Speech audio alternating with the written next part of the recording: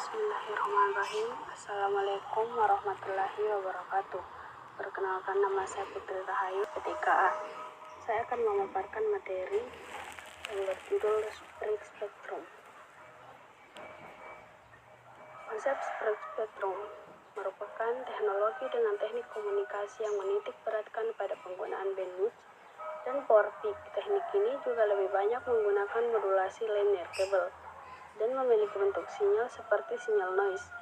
Teknologi ini juga memungkinkan kita untuk membawa sejumlah informasi yang sama seperti yang dapat dikirimkan dengan menggunakan narrowband carrier signal dan menyebarkan sinyal itu pada kisaran frekuensi yang jauh lebih besar. Cara kerja spread spectrum menggunakan level transmisi daya yang serupa dengan sebuah sinyal narrowband, namun perbedaannya adalah sinyal spread spectrum akan memiliki power spectral density yang lebih rendah untuk masing-masing frekuensi, sehingga sinyal spread spectrum dapat beroperasi bersama dengan narrowband pada frekuensi yang sama tanpa interferensi. Pada spread spectrum terdapat istilah pseudo noise kode yang membungkus sebuah sinyal transmisi spread spectrum sehingga sinyal tersebut terlihat wideband dan seperti noise. Karakteristik ini, spread spectrum memiliki probabilitas rendah untuk intercept akibat spread spectrum sulit dideteksi narrowband. Spread spectrum yang memiliki kode pseudo noise yang sama. Narrowband transmission adalah teknologi komunikasi yang menggunakan frekuensi spektrum yang cukup untuk membawa sinyal data. Merupakan misi dari VCC menghemat penggunaan frekuensi sebanyak-banyaknya.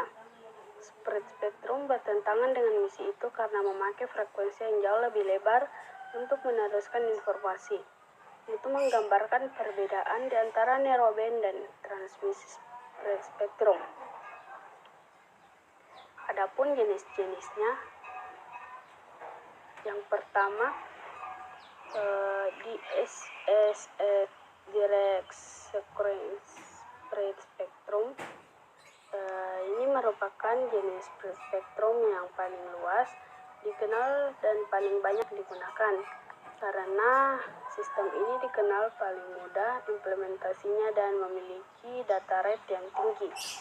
Jadi maksudnya teknologi semua perangkat linear cable yang sudah kita kenal dan berada di pasaran saat ini. Metode pengiriman data dari DSS sendiri yaitu berada pada set frekuensi 22 MHz.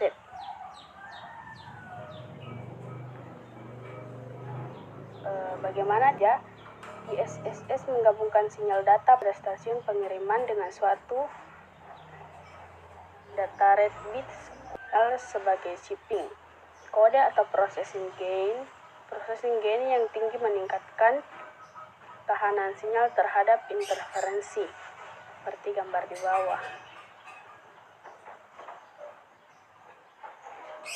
Gambar di atas menunjukkan alokasi dari saluran di DSS di mana spesifikasi standar 802,11b yang hanya menetapkan 11 saluran untuk pemakaian tanpa izin. Jika dapat melihat bahwa saluran 1 dan 2 bertumpang tindih atau overlap dengan satu besaran yang signifikan, sedangkan gambar di bawah ini merupakan model DSS yang tidak bertumpang tindih, seperti gambar di bawah. Masih berada sama, yaitu di frekuensi 2,4 GHz dengan kapasitas per kanal 22 MHz dan memiliki rentang kekosongan 3 MHz. Selanjutnya, frekuensi hopping spread spectrum atau biasa disingkat menjadi FHSS. Frekuensi hopping spread spectrum adalah teknik spread spectrum yang menggunakan frekuensi khusus untuk menyebarkan data lebih dari 83 MHz. Kelincahan frekuensi tergantung pada radio. Kemampuan radio untuk berganti pengiriman frekuensi secara tiba-tiba dalam penggunaan band frekuensi RF, seperti gambar di samping. Bagaimana FHZ bekerja? Pada sistem frekuensi hopping, karir mengubah frekuensi atau hop tergantung pada pseudo-random sequence. Pseudo-random sequence merupakan daftar dari beberapa frekuensi di mana karir akan melompat pada interval waktu yang dispesifikasikan sebelum terjadi berulang-ulang. Transmitter menggunakan sequence hop untuk memilih transmisi frekuensi.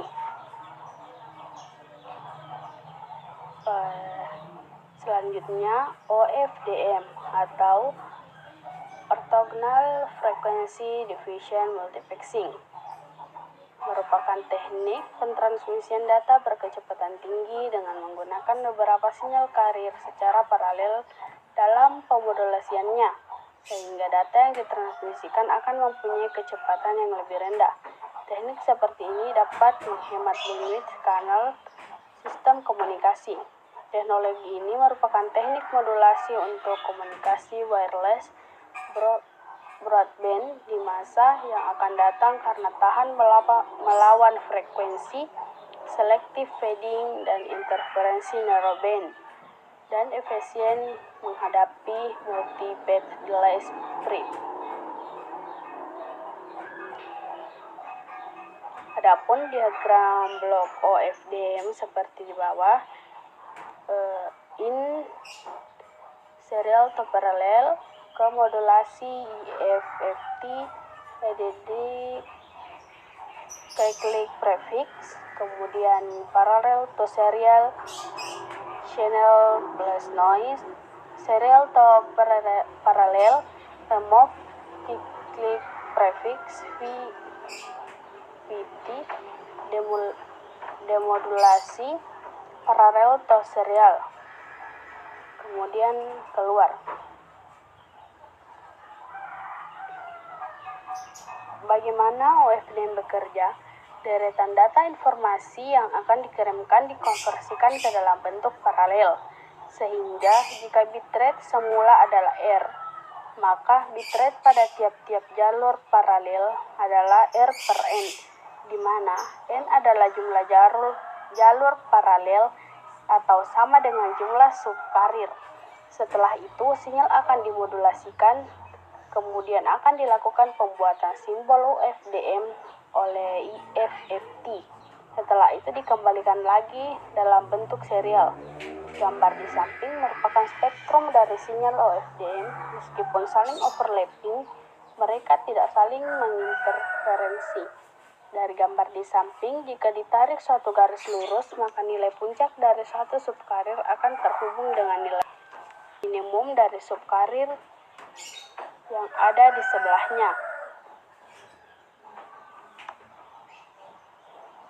Maka dari itu, walaupun overlapping tidak akan terjadi interferensi.